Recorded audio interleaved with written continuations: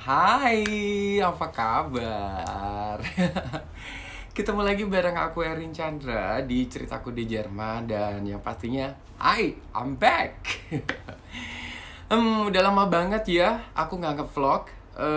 Kemarin karena ada corona, terus kemudian ada pesanan masker banyak, jadi akunya nggak sempet bikin vlog-vlog, kecapean banget dan udah tergantung males, maksudnya udah terlanjur males. Jadi aduh, mau bikin apa ya, males aja gitu ya. Sebelumnya makasih banget ya yang udah subscribe. Jadi aku beberapa hari ini setelah nge-vlog bareng Nabil, ada kayaknya yang ada subscribe aku, jadi lebih semangat lagi gitu maksudnya. Terus terima kasih yang udah ninggalin pesan, ninggalin pertanyaan di kolom video aku. Dan sekarang ini aku ada request, ada permintaan, Kak, tolong dong bikin vlog. Kenapa kok bisa sih jadi pramugara gitu ya? Waduh, jawabannya itu aku juga nggak bisa. Kenapa ya? Tapi sebelum aku jawab pertanyaannya, jadi aku ada alasan. Alasan-alasannya adalah jadi gini, em, begitu aku sampai di Jerman itu, jadi kan semuanya di Jerman itu tuh semuanya dunia sebar baru, culture baru, kehidupan baru, orang-orang juga baru dan segala macam. Waktu itu sebenarnya simpel aja. Aku tuh pengen bisa bayar pajak sendiri. Sebenarnya poinnya itu aja.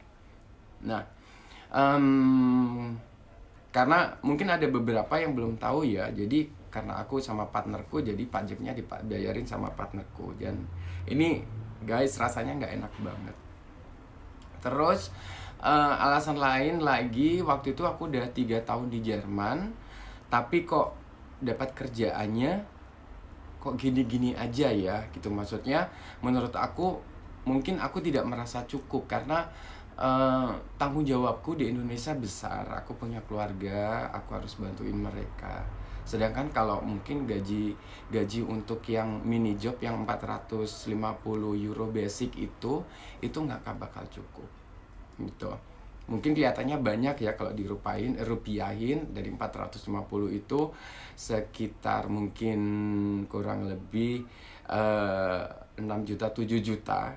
Kedengarannya mungkin gede, cuman kalau diukur untuk kebutuhan di Jerman, beras aja itu harganya berapa kali lipat ya. Untuk 4,5 kilo aja itu harganya 115 berapa berapa sih harganya ya, lupa. Pokoknya kalau di ratusan, kalau dirupiahkan ini bakal jadi kayak kelihatannya mahal banget. Kok jadi ngomongin sayuran dan beras sih? Terus alasan lagi itu, waktu itu ada kejadian yang mungkin nauzubillah min dalik, jangan sampai kejadian sama kalian ya. Jadi waktu itu dengan alasan satu hal, ada itu waktu itu partnerku itu sampai yang jobless. Jadi nggak ada kerjaan dan sempat juga sekitar 1-2 bulanan gitu itu dibantu oleh pemerintah. Swear, ini rasanya nggak enak banget. Walaupun itu bukan terkena aku langsung ya, tapi kan aku juga dengerin cerita begitu. Dia harus yang apa namanya, sering-sering cari pekerjaan, harus cari list job segala macam kayak begitu. Jadi aku pengennya nggak mau ngerepotin partnerku, dan yang aku pengennya totally mandiri kayak gitu. Terus, nah, cerita lagi balik ke job-job aku itu, dulu aku cuman jadi apa namanya, jadi waiters di apa namanya, di restoran. Terus kemudian mungkin aku pernah juga part time menghasilkan uang itu. Mungkin ini kalau dibilang pemerintah Jerman ini namanya uang gelap. SWAT job, apa, jadi job hitam itu. Waktu itu aku sempat masas temanku, dari teman ke teman kayak begitu sampai segitunya. Nah, terus pada suatu hari, jadi tiba-tiba aku tuh yang lihat, biasanya kalau kalian kalau kalau di Facebook atau di apa gitu kan ada iklan sliweran tuh. Itu ada sliweran, waktu itu ada casting cabin crew. Em, aku pikir apa ya, casting cabin crew gitu. Kalau casting itu kan itu identik banget dengan yang namanya dunia seni peran ya. Jadi sempat aku agak sedikit ada apa namanya, ada setitik cerah harapan gitu kan, karena aku di Indonesia ada sedikit pengalaman untuk dunia seni peran. Mungkin aku bisa gitu kan, cuman akhirnya udah nggak yakin lagi, masa sih bahasa Jerman kayak begini. Aduh, pokoknya itu lewat aja. Dan akhirnya pada suatu hari itu ada temanku yang ngasih ngasih message ke aku, Erwin, ini ada casting cabin crew nih, cobain deh, katanya bilang begitu. Itu apa sih sebenarnya? Jadi begitu aku lihat listnya, ternyata mereka memang membuka lowongan untuk cari seorang pramugara. Aku langsung galau. Aku nggak yakin kalau aku tuh bisa masuk ke situ tuh. Aku nggak yakin banget, nggak yakin. Gimana dong? Aku baru 3 tahun tinggal di Jerman, bahasa Jerman juga masih pas-pasan gitu kan. Pasti mereka expect-nya juga lebih atau bagaimana. Nah, dari situ terus kemudian aku coba tanya-tanya informasi, cari informasi, tanya temen, ngumpulin support segala macam, sampai yang aku sempat cerita juga bahwa aku 3 tahun di sini, aku tuh pengen kerja di perusahaan Jerman yang kira-kira bonafit gitu loh. Jadi aku bisa di cover asuransiku, asuransi kesehatanku, aku bisa di cover asuransi masa tuaku atau pensiun segala macam kayak begitu. Terus biar bayar pajak sendiri segala macam kayak begitu. Walaupun ini cerita sedikit ya, jadi yang menurutku itu ada hidup itu ada negatif, ada positif, ada enak, ada nggak enak, ada bahagia, ada sedih, terus pokoknya segala macam. Ada temen sih yang sempat dengar aku ngomong gitu, dia nanggepnya negatif. Si Erwin itu masa bahasa Jermannya aja masih kacau, mau cari kerjaan di perusahaan Jerman yang bonafit. Aku mendengarkannya ya sempat sedih sih, cuman aku nggak mau larut ya. Jadi aku nggak mau larut, nggak mau aku nggak mau putus asa, aku nggak mau yang sedih kayak begitu. Terus akhirnya aku juga nanya-nanya ke teman yang lain, teman Jerman, teman Indonesia, teman Thailand kayak begitu. Waktu itu aku masih kerja di restoran Thailand ya. Jadi aku cerita-cerita gitu kan, pantas nggak sih aku jadi pramugara? Aku bisa nggak sih aku jadi pramugara? Aku semua nanyain ke teman-temanku. Ada yang bilang, oh iya, pekerjaan itu tuh cocok buat kamu, Win. Kamu kan ramah orangnya, supel, suka bergaul, kayak begitu.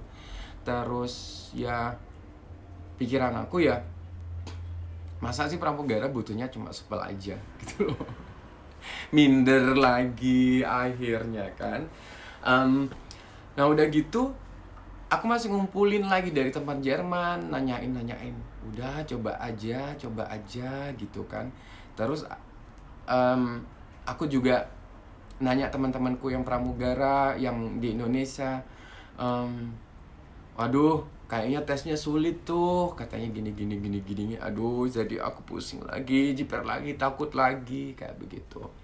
Nah, aku itu di suatu titik yang tiba-tiba aku tanya temen, jawabannya simple banget. Aku nggak ada ketakutan. Jawabannya cuma begini,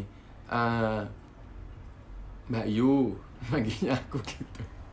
Jadi, Erwin, kamu pokoknya coba aja. Misalkan kalau kamu nggak berhasil, at least kamu sudah coba gitu. Dan itu nothing tulus, nggak ada, kamu nggak dirugikan apa-apa. Terus kalau kamu berhasil, untung. Nah, gitu akhirnya rasa percaya diri itu sudah aku dapatkan. Terus akhirnya langkah berikutnya ya aku bolak-balik ngaca loh, Bo, ya. Pantas nggak sih aku jadi pramugara, atau kurangannya apa, atau gimana ya, lebih ke lebih ke outlooknya. Nah dari situ setelahnya akhirnya aku ngeplay online gitu, ngeplay segala macam gitu, dapat urutan nomor. Terus habis itu yang masih nunggu panggilan lagi kayak begitu. Nah begitu aku dapat panggilan untuk interview, di situ aku sudah mulai siap-siap. Aku searching di Google, aku searching di internet, YouTube, segala macem, gimana persyaratan jadi pramugari, terus apa yang paling penting. Sampai aku nanya lagi temanku yang jadi pramugari di Indonesia, aku sampai nanya, kamu ada buku nggak sih yang buku pedoman kayak begitu? Oh nggak ada Erwin, nggak ada, segala macem kayak begitu kan. Pokoknya ngumpulin semua tentang pramugara itu bagaimana. Tapi dari situ itu nggak ada yang betul-betul ada kesimpulan yang wujud seorang pramugara itu harus begini, wujud seorang pramugari itu harus begini. Kalau kamu mau lolos itu begini, kalau mau berhasil harus begini. Jadi intinya semuanya yang ada di Facebook, ada di YouTube, ada semuanya itu sebuah ulasan. Dari situ aku mengambil kesimpulan bahwa sebenarnya seorang pramugara itu harus mempunyai customer oriented yang tinggi. Jadi harus ramah, iya, yang pastinya ya, pekerjaan semuanya harus ramah ya kali, iya kan. Kecuali penagih utang nggak boleh ramah-ramah, utangnya nggak berhasil ditagih. Nah ada gitu, ya udah begitu aku langsung aja datang ke sana.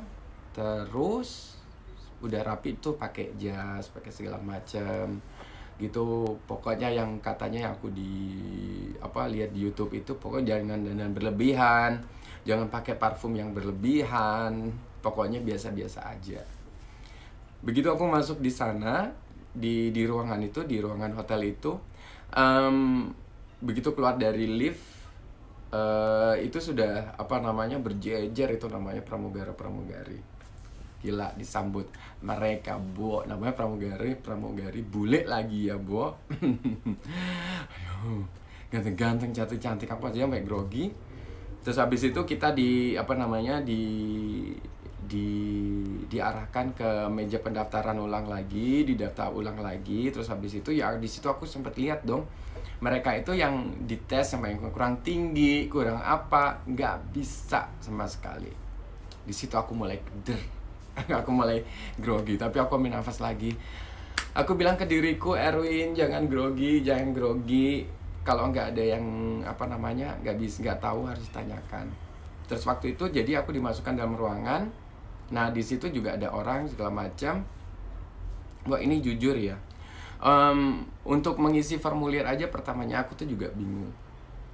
Serius, ngisi formulir itu kan bahasa Jerman sehari-hari itu ya, kayak kita ngomong bahasa Indonesia gitu kan, banyak sekali yang bahasa slang, bahasa gaul kayak begitu.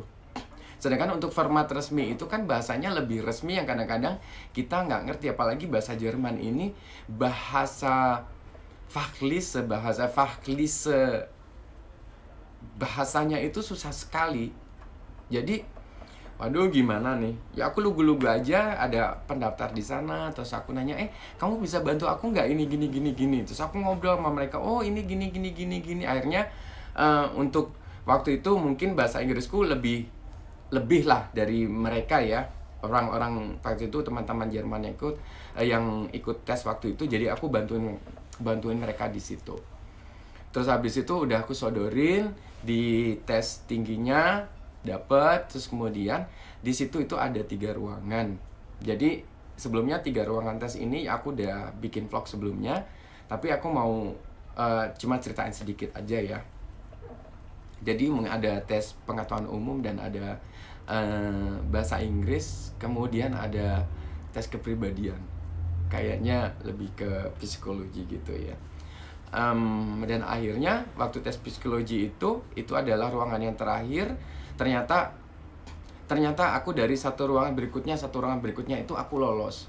Dan itu pun aku nggak tahu kalau aku tuh lolos atau enggak. Jadi maksudnya lolos, oh iya, kalau bahasa Jermannya du bist weiter gitu ya. Jadi kamu lanjut gitu loh, kamu lanjut gitu. Terus akhirnya aku tuh nggak percaya yang sampai di tahap akhir itu tiba-tiba yang aku dikasih sertifikat selamat datang di Air Berlin. Waktu masih airline yang lama. Mendadak sedih kalau menceritain airline yang lama. Nah sudah dari gitu, dan seperti itu kejadiannya begitu cepat, begitu singkat, dan tiba-tiba yang aku diterima gitu loh. What? Tuhan, apa yang terjadi gitu. Jadi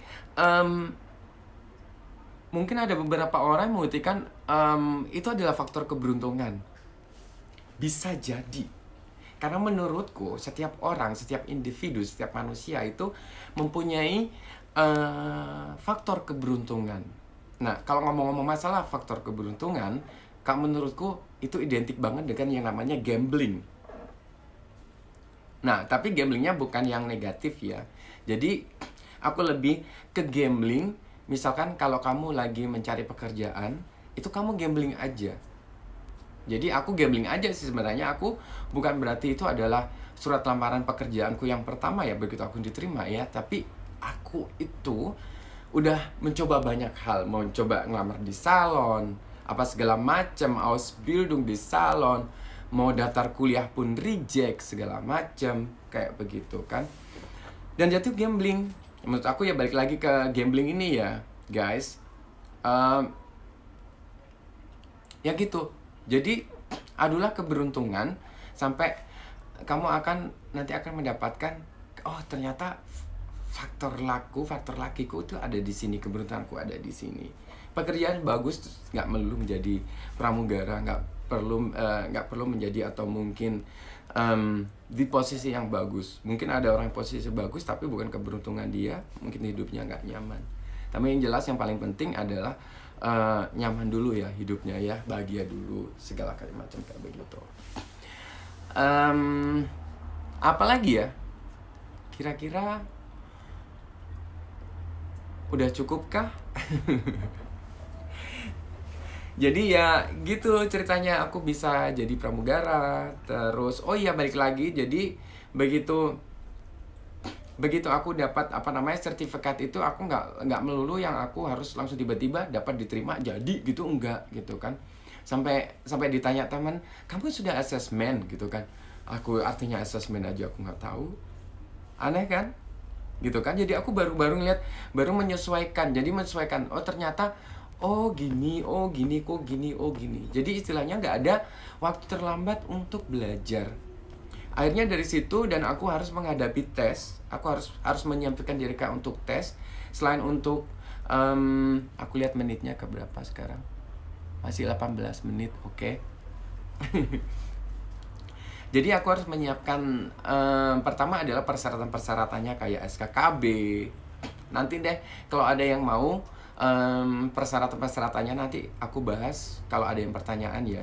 Jadi kayak balik lagi persyaratan terlampir kayak surat keterangan kelakuan baik, terus harus aku bikin daftar riwayat hidup. Terus ternyata daftar riwayat hidup itu bikinnya itu beda. Kalau di Jerman itu begini, ternyata di Indonesia begini, ternyata di Jerman begini. Terus apa lagi? Terus aku harus nunggu kapan Ausbildung atau sulung atau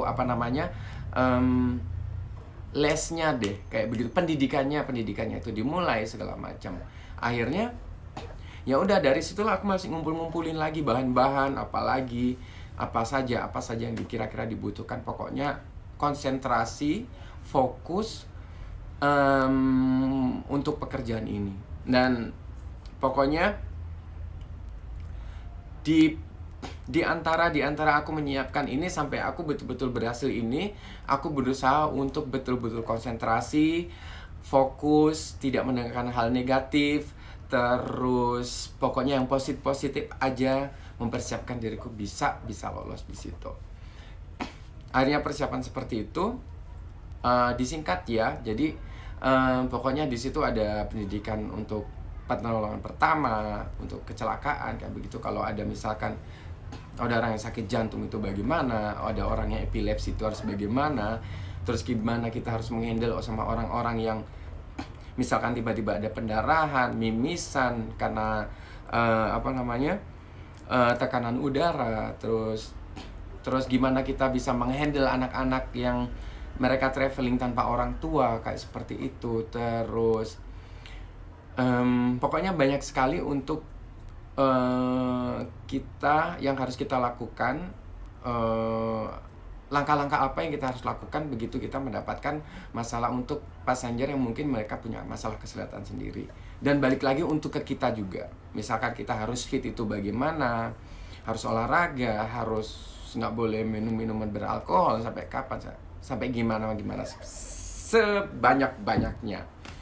Terus habis itu kalau ada kebakaran kayak segala macam kayak begitu. Terus pokoknya aku tuh merasa beruntung sekali.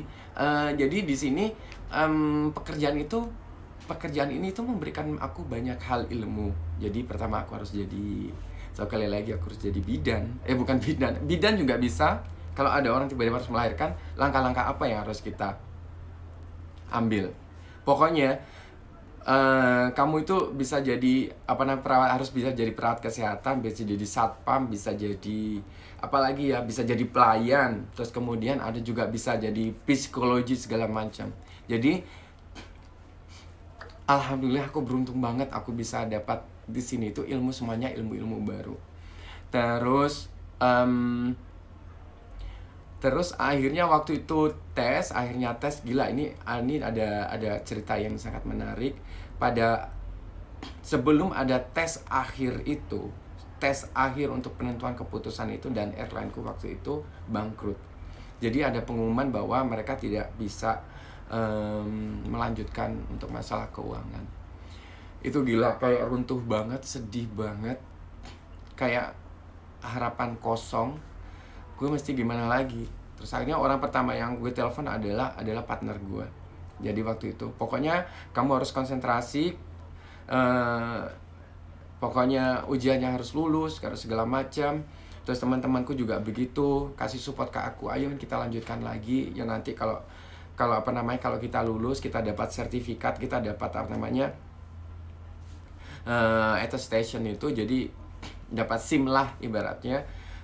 Kita bisa ngelamar kemana-mana lagi. Nah, di situ poinnya. Jadi perjalanan hidupku, perjalanan kerjaanku untuk perjalanan karirku untuk menjadi seperti ini itu tidak mudah gitu. Jadi buat teman-teman juga, pesanku itu cuman ya, semuanya tidak mudah. Hidup itu tidak mudah. Tapi bikin bawa santai aja. Pasti akhirnya kalau bawanya santai, kalau bahasa orang Jawa itu bilang katanya gelatuk ya. Gelatuk itu pokok dilakukan saja gitu loh. Kok tiba-tiba ini gue jadi jauh banget ya.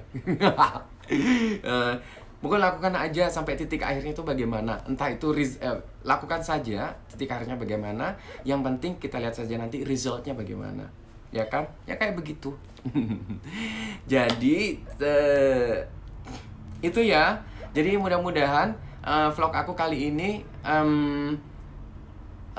bisa bisa memuaskan. Dan kalau misalkan ada pertanyaan boleh diminta atau ditulis saja, tanya-tanya yang lain. Dan mungkin kalau ada yang lihat bahwa vlogku itu nggak beraturan, kadang masak, kadang begini, kadang motivasi, kadang apa, ya aku vloggers. Enggak. Aku tuh ya begitu, orangnya kacau. Aku musiman, kalau musim TikTok ya TikTokan, musim nyanyi ya nyanyi aja, tergantungmu. Tapi mungkin kalian bisa membantu aku. Jadi untuk mungkin bantuin aku kasih list kalau permintaan itu kan, nanti kan aku kalau listin ya aku tulis. Jadi begini. Ya wes, sampai di sini saja. Aku harus sudah apa namanya, aku harus berangkat. Dan yang pastinya terima kasih lagi.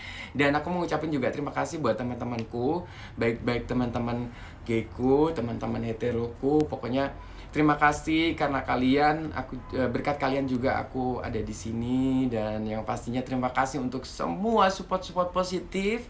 Dan yang pastinya aku cuma berdoa biar Tuhan yang balas ya. Guys, terima kasih banyak. Pokoknya jangan lupa balik lagi, enak aja nggak mau subscribe. Yang baru nonton jangan lupa subscribe, share, dan yang pastinya juga leave your comment. Bye bye. Salam sukses selalu buat kalian.